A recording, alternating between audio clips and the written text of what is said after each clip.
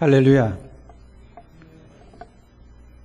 주님이 사랑하시는 대광중앙교회에서 오늘 여러분들과 함께 이렇게 귀한 말씀을 나누게 되어서 참 기쁘게 생각합니다. 주님의 이름으로 여러분 한 분 한 분을 사랑하고 축복합니다. 방금 전에 목사님께서 말씀을 하셨지만 목사님하고는 한 교회에서 함께 섬겼던 일이 있습니다. 저도 목사님을 참 좋아했는데요. 특별히 목사님 목소리가 워낙 커셔가지고 이 설교를 할 때 아주 깜짝깜짝 놀랬던 그런 기억이 있습니다. 워낙 설교를 탁월하게 하시는데 제가 그래서 종종 함께 사역할 때는 목사님 나중에 부흥사가 되셔야 됩니다. 제가 그런 얘기를 드린 적이 있어요. 특별히 이 목사님께서 대광중앙교회의 청빙을 받을 그 시기에 이렇게 말씀을 하셔서 제가 또 동역자 입장에서 이 교회와 또 목사님을 위해서 기도했던 그런 기억이 있습니다. 그래서 그런지 오늘 이 귀한 교회 또 귀한 목사님 섬기는 교회에 와서 오늘 하나님의 말씀을 함께 나누게 되어서 개인적으로 정말 기쁜 마음을 갖고 있습니다. 담임 목사님께서 잠시 소개를 해 주셨지만 조금 더 소개를 하고 제가 말씀을 좀 나눴으면 좋겠습니다. 저는 1995년도에 총회 선교사로 파송이 돼서 지금까지 26년째 선교 사역을 감당하고 있습니다.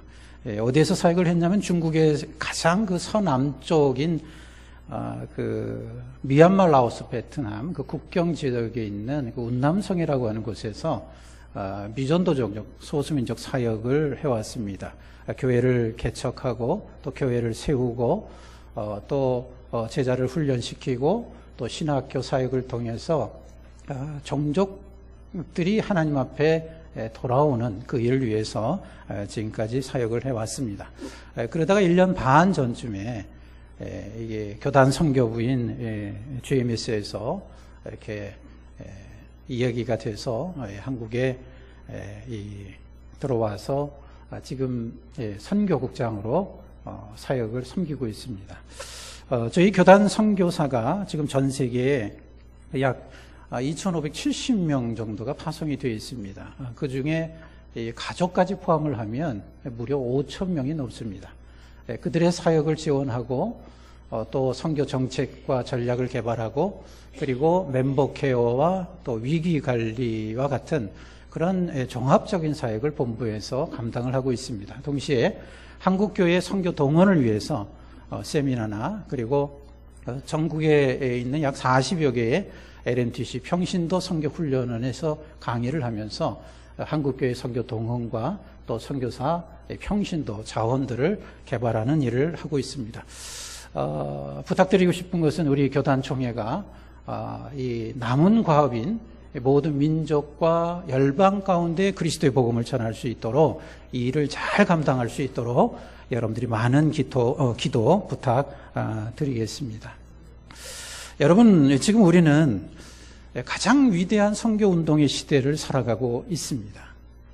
세계 곳곳에서 새로운 성령의 바람이 불고 있고 또 이 복음이 강력한 힘을 가지고 선포되고 있습니다. 우리가 기대해야 할 것은 장차 하나님의 영광이 온 땅에 충만케 되는 역사가 반드시 일어나게 된다는 것입니다. 모든 민족과 열방과 방언들이 우리 하나님을 찬양하는 그날이 반드시 올 것이다라고 하는 기대입니다. 이런 걸 생각하면 정말 기대가 되고 흥분이 되는 것 같아요. 여러분, 한국 교회는요, 작년 말 통계에 보면 28,000명의 선교사들이 전 세계에 나가서 선교를 하고 있습니다. 많은 숫자죠? 그런데 이 숫자는 우연히 이루어지는 것이 아닙니다. 여기는 반드시 하나님의 섭리가 있고 계획이 있습니다. 제가 확신하는 것은 하나님께서 이 마지막 시대에 한국 교회를 들어 사용하셔서 이 땅에 하나님의 나라가 완성되는 놀라운 일들을 우리가 보게 될 것이고 경험하게 될 줄로 믿습니다. 선교지에 가보면요, 지금도 하나님께서 놀라운 일들을 하고 계세요. 과거에 복음을 받았던 나라, 선교사를 받았던 나라들이 이제는 부흥의 역사를 통해서 세계에 선교사를 보내고 복음을 전하는 일들을 감당하고 있습니다. 그래서 아프리카에서 유럽으로, 남미에서 중동으로, 한국에서 중앙아시아로, 필리핀에서 전 세계를 향해서 선교사들을 파송하고 있어요. 그리고 그들이 그곳에 가서 복음을 선포하면 많은 사람들이 예스, 예스, 예스 복음을 받아들이고 있다는 거예요. 여러분, 지금 동유럽의 루마니아라고 하는 이 나라에서는 정말 놀라운 일들이 일어나고 있어요. 과거 공산 정권 가운데 기독교가 얼마나 많은 핍박과 탄압을 받았던 그런 나라인 줄 모릅니다. 그런데 지금은 민주화 혁명 이후에 영적인 바람이 불고 있어요. 그래서 신실한 그리스도인이 일어나고 있고 젊은이들이 다음 세대의 부흥의 시대를 열고 있습니다. 교회들이 강력한 힘을 가지고 복음을 선포하고 있습니다. 100% 이상의 교회와 성도들의 성장이 이루어지고 있어요. 여러분, 왜 하나님께서 특별히 동유럽의 루마니아라고 하는 이 국가와 민족 가운데 하나님께서 놀라운 축복을 부어주시고 있느냐? 그 이유는 하나예요. 루마니아를 통해서 동유럽과 나아가서는 세계 열방과 민족 가운데 그리스도의 복음을 전하게 하기 위해서 그들에게 축복을 허락해 주시는 것입니다. 여러분, 주님께서 우리에게 주신 대위임령, 핵심이 무엇입니까? 모든 민족에게 제자를 삼으라라고 하는 명령이에요. 마태복음 28장 18절에서 20절의 말씀에 보면 주님의 대위임령이 나와요. 18절 이하에 보면 뭐라고 말씀하고 있습니까? 그러므로 너희는 가서 모든 민족으로 제자를 삼아 아버지와 아들과 성령의 이름으로 세례를 베풀고 내가 너희에게 분부한 모든 것을 가르쳐 지키게 하라. 대위임령의 핵심이 무엇입니까? 여러분, 이 명령에는 4가지 동사가 나와요. 하나는 가라라는 것이고, 또 하나는 제자를 삼으라는 것이고, 또 하나는 세례를 베풀라, 그리고 마지막은 가르치라라는 동사가 4가지가 나와요. 그런데 이 동사 중에 주동사가 뭐냐면 제자를 삼으라는 얘기예요. 그러니까 이 대위임령의 핵심의 이야기는 뭐냐면 우리 주님께서 제자를 삼기 위해서 우리에게 가라는 거예요. 제자를 삼기 위해서 가서 그들에게 세례를 베풀라는 거예요. 가서 그들에게 가르치라는 거예요. 이것이 우리 주님께서 우리에게 주신 대위임령의 핵심이에요. 근데 이 사명을 누구에게 주셨냐면 천국의 열쇠를 주신 이 땅의 모든 지상교회에게 우리 주님께서 이 사명을 주셨다는 거예요. 이게 저와 여러분들의 사명이라는 거예요. 그런데 안타까운 사실은요, 이런 사명이 우리에게 주어졌음에도 불구하고 오늘 한국교회의 모습을 보면 자꾸 이 사명들을 잃어가고 있어요. 선교를 한다라고 얘기는 하고 있지만 사실은 교회의 본질들을 잃어버리고 있는 거예요. 오히려 관심들이 다른 데 있는 것 같아요. 한국교회가 많은 관심을 갖고 있는 게 제자화하는 거 아니겠어요? 제자를 만드는 거? 그런데 이 제자를 만들려다가 제가 보기에는 제자병에 걸려 있는 것 같아요, 교회들이. 얼마나 많은 교회들이 제자 시스템을 만듭니까? 초급, 중급, 고급, 지도자 양육 과정, 많은 과정들을 세웠어요. 그래서 많은 성도들이 여기에 참여해서 훈련을 받았어요. 얼마나 많은 훈련을 받았습니까? 그런데 문제는요, 이렇게 많은 훈련을 받았음에도 불구하고 그분들한테 당신은 진정한 주님의 제자입니까? 라고 물어보면 나는 주님의 제자입니다 라고 얘기하는 사람이 별로 없다는 거예요. 그냥 부족하다는 거예요. 그래서 또 기회 있으면 또 훈련을 받고 싶다는 거예요. 여러분, 얼마만큼 훈련을 받아야 여러분들 제자가 될 수 있습니까?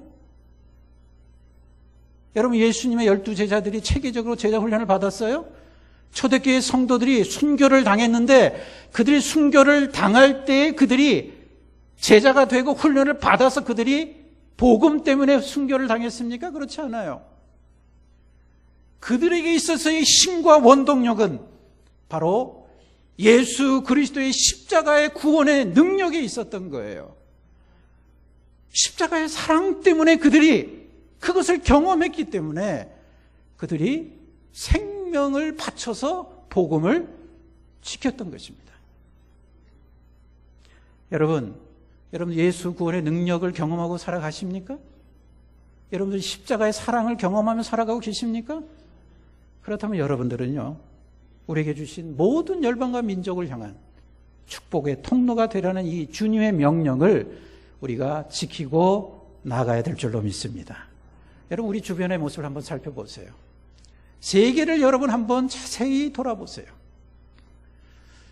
안타까운 일이 뭐냐면 이 지상교회들이 아직도 모든 민족을 향해서 나아가고 있지 않아요. 한국교회들이 나아가고 있지 않아요. 심지어는 방치를 하고 있어요. 모든 민족 가운데 우리가 가야 할 많은 사람들이 있음에도 불구하고 거기에 가면 선교사도 없고 교회도 없고 아예 관심을 갖지 않다 보니 그들이 방치되어서 살아가고 있어요. 여러분, 그들에게 복음을 전하지 않고 그들에게 우리가 나아가지 않는다면 그들은 일평생 주님의 존재를 모르고 살다가 죽어갈 것입니다. 여러분, 오늘날 교회가 존재하는 가장 중요한 목적이 뭐예요? 땅끝까지 복음을 전하는 데 있어요. 복된 소식을 모든 민족과 열방과 방언에게 전하기 위함이라는 거예요. 저와 여러분들이 하나님 나라를 소망하고 있고 저와 여러분들이 메시아이신 예수 그리스도를 바라보고 살아가는 사람들이라면 우리에게 주신 이 선교의 사명을 위해서 또 하나님의 영광을 위해서 우리의 모든 것을 드릴 수 있어야 하는 것입니다. 이것이 우리의 목표고 우리의 삶의 이유가 되는 거예요. 제가 지난주에 총회산하의 다민족 사역연합체 정책 워크숍에 참석한 적이 있었습니다. 지금 한국교회의 가장 큰 이슈가 되고 있는 것이 이 주변에도 있을 것인데요, 이 이주민들이에요. 다민족들이에요. 그래서 많은 관심을 갖고 있어요. 그래서 총회나 GMS가 이를 위해서 정책을 개발하고 전략을 개발하는 그런 모임이 있었습니다. 그런데 여기에 참석하셨던 한 자문위원이셨던 목사님이 한 얘기를 하셨는데 제가 그 얘기를 듣고 너무 충격을 받았어요. 이분은 한국교회 대형교회 목사님이세요. 그리고 노회나 총회에 여러 번 참석하시는 분이세요. 근데 이분이 어떤 얘기를 하냐면 오늘날 목회자가 관심을 두고 있는 것이 무엇인가에 대한 얘기를 해주시는데 이분이 그런 얘기를 하시더라고요. 요즘 목회자들의 관심은 하나님 나라의 회복과 영혼 구원에 대한 문제에 대해 관심이 별로 없다는 거예요. 관심이 뭐냐면 어떻게 하면 교회를 부흥시킬 것인가? 어떻게 하면 목회를 잘할 것인가? 어떻게 하면 건물을 확장시킬 것인가? 여기에 관심이 더 있다는 거예요. 심지어는 자기 교회에 수십 명의 부목사들이 있는데 부목사들의 관심도 하나님 나라의 회복과 영혼 구원에는 관심이 없고 그저 목회의 스킬을 배우는 그런 일에 관심을 두고 있다는 거예요. 그러면서 안타까워하는 심정으로 말씀을 하셨어요. 여러분, 왜 오늘날 한국교회가 방향을 잃었다고 얘기를 하죠? 왜 오늘 한국교회가 이구동성으로 영적 위기를 맞이했다라고 말하고 있습니까? 그 이유는 하나예요. 하나님께서 교회에게 주셨던 하나님 나라의 회복과 영혼 구원에 대한 그 사명을 잃어버렸기 때문에 그런 거예요. 여러분, 오늘 우리가 회복해야 할 것은 바로 복음에 대한 열정을 다시 회복해야 될 줄로 믿습니다. 우리에게 주신 이 사명들을 다시 회복해야 될 줄로 믿습니다. 여러분, 오늘 본문의 말씀은 우리가 잘 알고 있는 하나님께서 아브라함을 부르시는 장면의 이야기입니다. 하나님께서 아브라함에게 1년의 언약의 말씀을 하시면서 그와 그의 자손들에게 독특한 축복의 말씀을 주신 내용이에요. 우리가 이 말씀은 너무나도 잘 알고 있어요. 그래서 이미 창세기 12장 하면은 얘기가 무엇이고 스토리가 무엇이고 결론이 무엇이고 우리가 너무나도 잘 알고 있는 내용이에요. 그러나 여러분, 이 말씀 속에서 우리가 놓치지 말아야 될 중요한 키포인트 하나가 있습니다.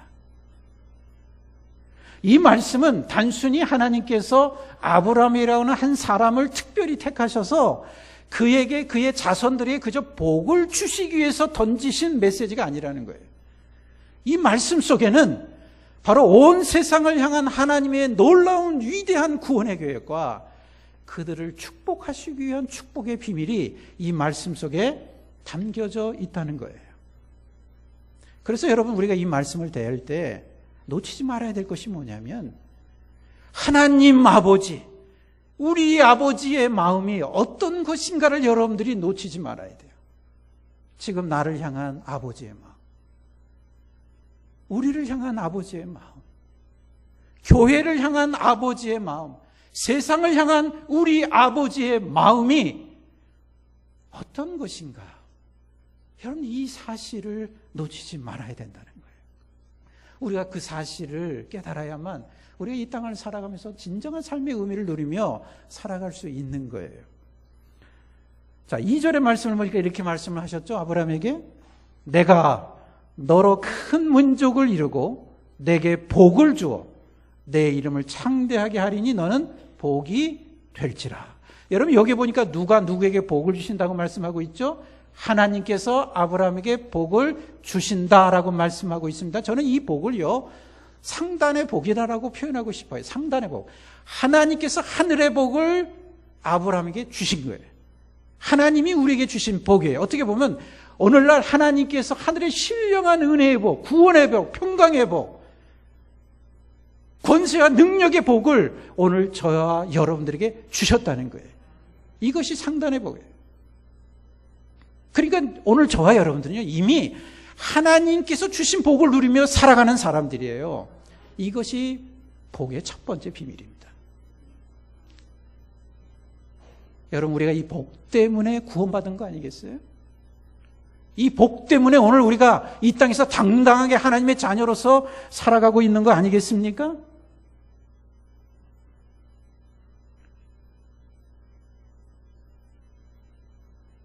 그런데 이 복을 주신 이유가 있죠. 이 구원의 능력, 하늘의 권세와 능력을 우리에게 주셨는데, 이 복을 우리가 누리고 살아가고 있는데, 하나님께서 우리에게 왜 이 복을 주셨냐는 거예요. 그저 우리가 이 복만을 받고 살아가기를 원하실 거예요? 많은 사람들이 오해하는 게 뭐냐면, 이미 하나님께서 하늘의 복을 우리에게 주셨는데도 불구하고 자꾸 지금도 우리의 관심과 우리의 초점은 또 하늘의 복이에요. 이미 복을 누리며 살아감에도 불구하고 우리는 또 그 복을 원하고 있어요. 물질의 축복, 건강의 축복, 자녀의 축복, 인생의 축복, 모든 것이 복이에요. 분명히 하나님께서 우리에게 복을 주셨어요. 그러나 이 복을 주신 목적이 있다는 거예요. 그 목적은 하나님께서 우리에게 복을 주셨어요. 그 복을 받은 우리가 이 복을 우리만 누리며 살아가는 것이 아니라 이 복을 다른 사람들에게 전해야 될 그 사명을 오늘 저와 여러분들에게 주셨다는 거예요. 우리에게 축복의 통로가 되도록 우리에게 복을 주셨다는 거예요. 그 말을 지금 3절에 뭐라고 말씀하고 계십니까? 땅의 모든 족속이 너로 말미암아 복을 얻을 것이라. 여기에 보니까 하나님께서 누구에게 복을 전하도록 특별한 권한을 주셨다고 말하고 있죠? 너로 말미암아, 아브라함으로 말미암아. 다시 말하면 하나님께서 우리에게 복을 주셨어요. 저와 여러분들에게 복을 주셨어요. 이 복을 우리로 말미암아 다른 사람들에게 복을 전해야 된다는 이 말씀을 오늘 우리에게 하고 있다는 거예요. 저는 이것을 하단의 복이라고 말씀드리고 싶어요. 상단의 복은 하나님이 우리에게 주신 복이고, 하단의 복은 복을 받은 우리가 이 복을 많은 사람들에게 전해줘야 할 복이라는 거예요. 그래서 하나님께서 우리에게 축복의 통로가 되기를 원하시고 계신다는 것입니다.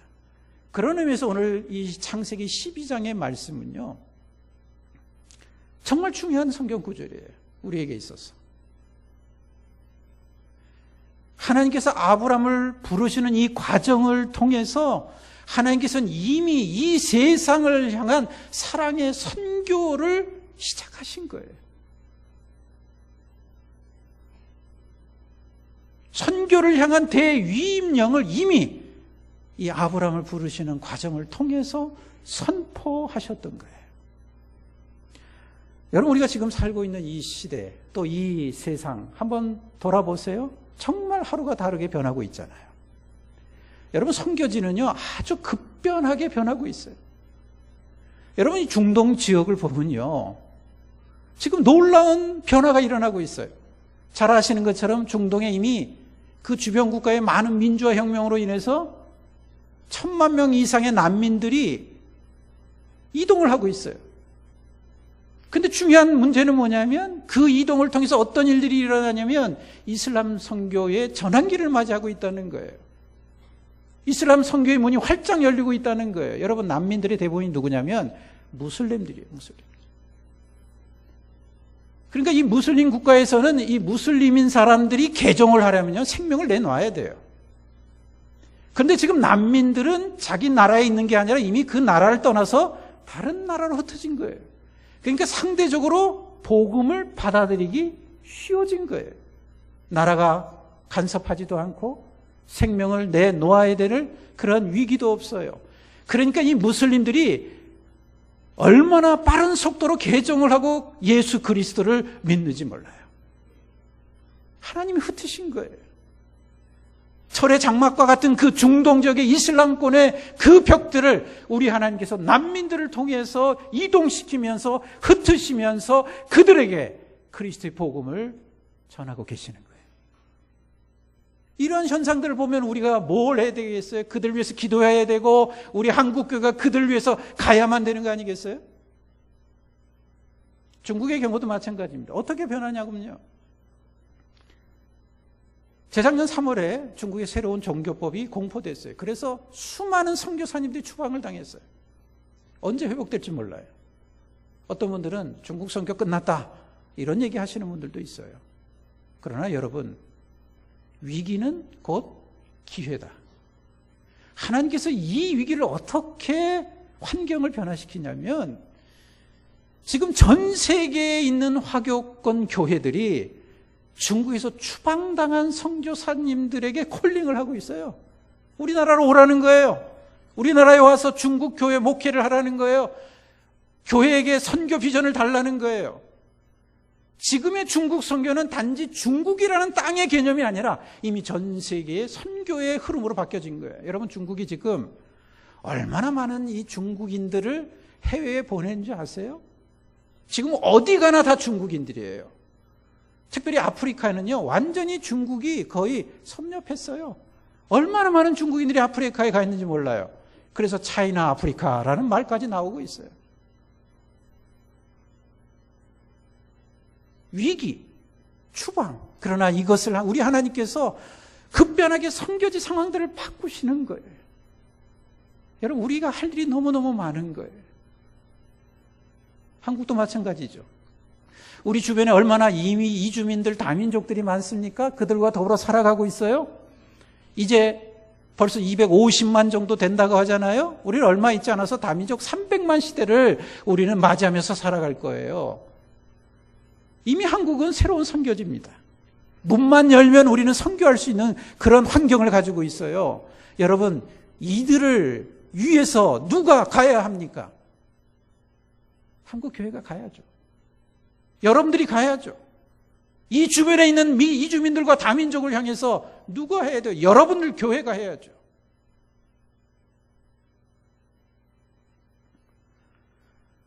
여러분, 우리가 해야 할 일은 복음을 전하는 것입니다. 영혼을 구원하는 거예요. 그러나 오해하지 마십시오. 영혼 구원을 우리가 시키는 건 아니잖아요. 영혼 구원의 능력은 누구에게 있어요? 주님께 있는 거예요. 우리가 해야 할 일은 단지 이 생명의 복음을 전하는 것뿐이에요. 선포하는 거예요. 선포하면 그 선포 속에 하나님의 능력이 나타나는 거예요. 그 선포 속에 성령의 역사가 일어나는 거예요. 그 선포 속에 영혼들이 구원되는 역사가 일어나게 되는 것입니다. 그러면 바라옵기는 여러분 모두가 이 복음에 대한 열정을 다시금 회복할 수 있게 되길 주의 이름으로 축원합니다. 여러분을 통해서 세계 열방과 민족을 향해서 그들에게 하나님의 영광이 나타나고 그들이 하나님을 찬양하는 그 날이 올 수 있도록 여러분들이 우리의 주어진 사명을 온전히 감당할 수 있게 되길 주의 이름으로 축원합니다. 여러분, 우리가 해야 할 일이 너무 많아요. 이 일을 누가 해야 되겠습니까? 여러분, 인생의 목적이 무엇입니까? 교회가 세워진 목적이 무엇입니까? 사도행전 20장 24절에 보면 사도 바울이 자신의 존재 이유, 내가 왜 이 땅을 살아가야 되는지에 대한 아주 분명한 메시지를 선포하셨어요. 사도행전 20장 24절에 사도 바울이 무슨 고백을 했습니까? 주 예수께 받은 사명, 곧 하나님의 은혜의 복음을 증언함을 마치려 하면은 나의 생명을 조금도 귀한 것으로 여기지 아니하노라. 사도 바울의 인생의 목표를 본인은 뭐라고 지금 고백하고 있는 거예요? 복음을 위해서라고 말하고 있는 거예요. 복음을 위해서. 이 말씀의 의미는요, 사도 바울은 어쩌면 이미 어머니의 태 속에서부터 태어나면서 복음을 위해서 태어난 자라는 그 사실을 알고 있었던 것 같아요. 이 땅을 살아가면서 복음 위에 그 어떠한 소원도 관심도 갖지 않겠다라고는 삶의 원리를 갖고 있었던 것 같아요. 어떻게 보면요, 사도 바울의 몸속에 흐르는 피 속에는 예수의 피가 흐르고 있었던 것 같아요. 발끝부터 머리끝까지. 여러분 어떻습니까? 여러분 피 속에 예수 그리스도의 이 피가 여러분들을 흐르고 있습니까? 여러분의 발끝부터 머리끝까지 이 예수의 피가 흘러서 여러분들 뜨거운 가슴, 뜨거운 열정, 뜨거운 심령을 가지고 여러분들이 살아가고 계십니까? 여러분, 이런 열정이 여러분들에게 있다면 여러분 지금 이 모습, 이 모양대로 살아가면 안 돼요. 한국교회가 이렇게 가서는 안 돼요. 우리에게 주신 사명, 이걸 위해서 우리가 달려가야 되잖아요. 그 열정이 나에게 있고 우리 교회와 우리 피 속에 예수의 피가 흐르다면 이렇게 살아가면 안 되잖아요.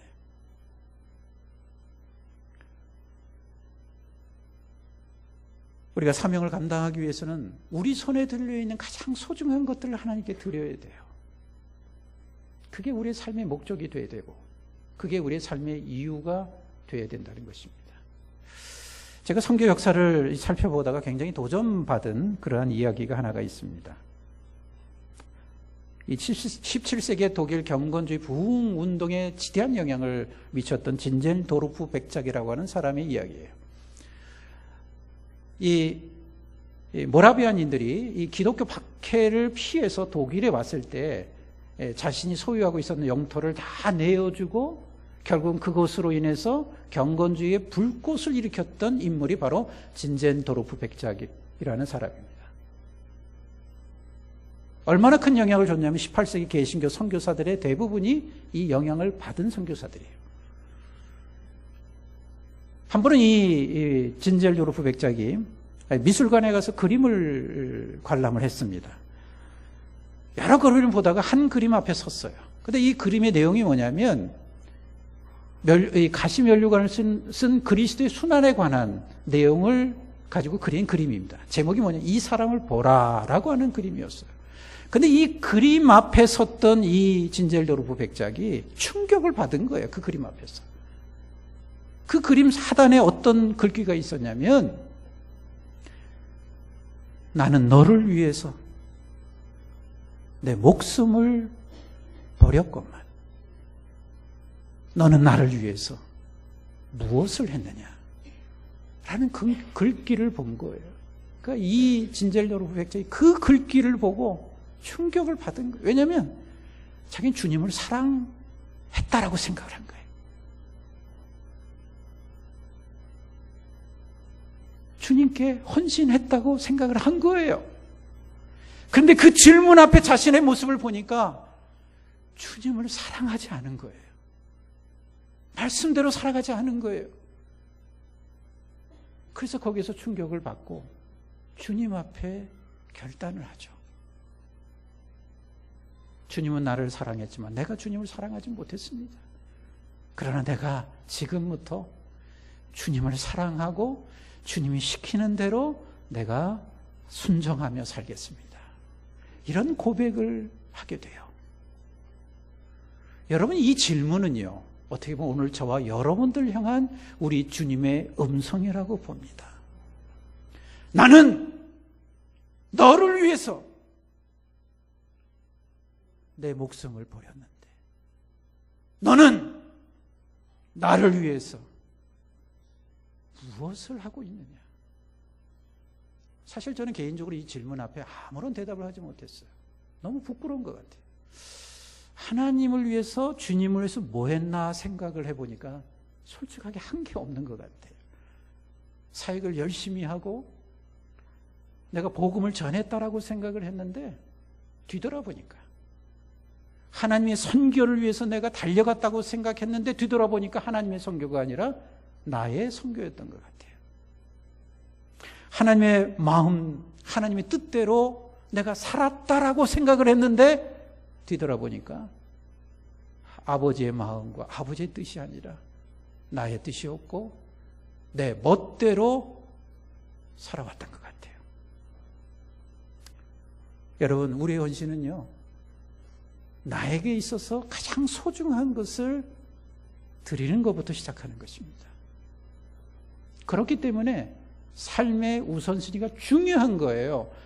내가 포기해야 될 것, 여러분 과감하게 포기할 수 있어야 돼요. 그것이 열방을 향한 하나님의 영광을 돌리는 일이라면, 그것을 방해하는 일이라면 여러분들 과감하게 결단하셔야 돼요.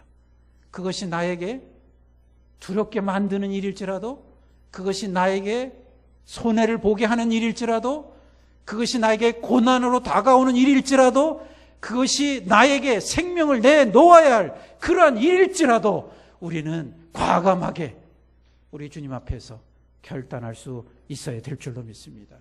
여러분, 고난이 아무리 우리에게 와도요, 우리의 사명을 절대 막을 수 없어요. 제가 짧은 기간 본부에서 선교국장으로 있으면서 선교사님 중에 7분 소천하신 것을 경험했어요. 그 짧은 기간 동안, 1년 반 동안. 필드에 계셨던 선교사님들이 선교사역을 하다가 7분이 소천을 했어요. 너무 안타까운 거예요. 한 분은 태국의 치앙마이에서 선교를 하셨던 선교사님이십니다. 이분은 저와 그 운남성에서 함께 동역했던, 팀사역했던 분이에요. 그 마음이 너무 아프잖아요. 하루는 사모님한테 눈물 흘리시면서 전화가 왔어요. 쓰러졌다는 거예요. 근데 방법이 없다는 거예요. 기도해달라는 거예요. 그러고 나서 그 다음날 소천하셨어요. 그 내용을 알아봤더니 이 댕기열에 걸린 거예요. 댕기열. 그러니까 몸에 막 열이 나고 그랬던 거예요. 그런데 주일날이 됐는데 이분이 섬기는 교회에서 설교를 해야 되고 말씀을 전해야 될 그 일들이 있는데 선교사님이 몸이 열이 남에도 불구하고 가지 않을 수 없었던 거예요. 사모님 얘기 들어보니까. 그러니까 그 열이 나는 몸을 이끌고 교회에 갔어요. 그리고 성도들 앞에서 설교를 했어요. 그리고 말씀을 가르쳤어요. 하루 종일 주일날 교회에서 봉사하다가 집에 들어오자마자 그냥 쓰러진 거예요. 그리고 3일 만에 그냥 소천하신 거예요. 안타까운 일이죠. 그러나 그 선교사님의 마음을 누가 알 수 있겠어요? 자신에게 주어진 사명. 복음을 기다리는 그 사람들. 그래서 갈 수밖에 없었던 거죠. 3주 전에 미얀마에 사역하셨던 한 분 선교사님이 또 소천을 하셨어요.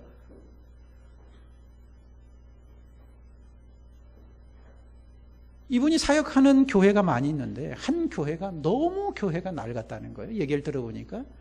그래서 그 교회에 가서 그 교회를 수리하고 또 하루 종일 마무리하기 위해서 이 교회 전체의 벽을 다 혼자 페인트 칠을 하셨다는 거예요. 마스크도 쓰지 않고. 그래 얼마 몸이 힘들겠어요. 그런데 거의 페인트질을 다 완성할 쯤 호흡곤란이 와가지고 쓰러지신 거예요. 나중에 알아봤더니 이 페인트의 독성이 그 영향을 주었는지 그냥 호흡곤란이 오고 피부에 막 몸이 일어나고 결국은 이틀 만에 소천하셨어요. 그래서 제가 미얀마에 가서 직접 이 장례를 집례했습니다만 사모님이 그런 얘기를 하더라고요. 이 목사님이 그 교회를 너무너무 사랑한다는 거예요. 그 교회 성도들을 너무너무 사랑한다는 거예요. 미얀마 사람들을. 그래서 좀 더 좋은 환경 속에서 예배를 드리게 하기 위해서 선교사님이 밤낮 가리지 아니하고 교회에 그 일을 하시다가 소천하신 거예요. 사랑하는 여러분, 하나님 앞에서 가장 위대한 일이 무엇일까요? 그것은 생명의 복음을 들고 세상을 변화시키고자 하는 우리의 뜨거운 심장과 열정이에요. 여러분들이 만약에 이 열정이 있다면 여러분을 통해서 하나님께서 반드시 도구로 사용해 주실 줄로 믿습니다. 그러한 교회는 정말 위대한 교회가 될 수 있는 거예요. 저는 대광중앙교회가 이러한 교회가 될 수 있기를 주의 이름으로 축원합니다. 선교는 주님이 주신 최고의 명령입니다. 하나님께서는 오늘 저와 여러분들 통해서 이 복을 다른 사람에 전하도록 우리를 부르시고 우리에게 축복의 통로가 되기를 원하십니다.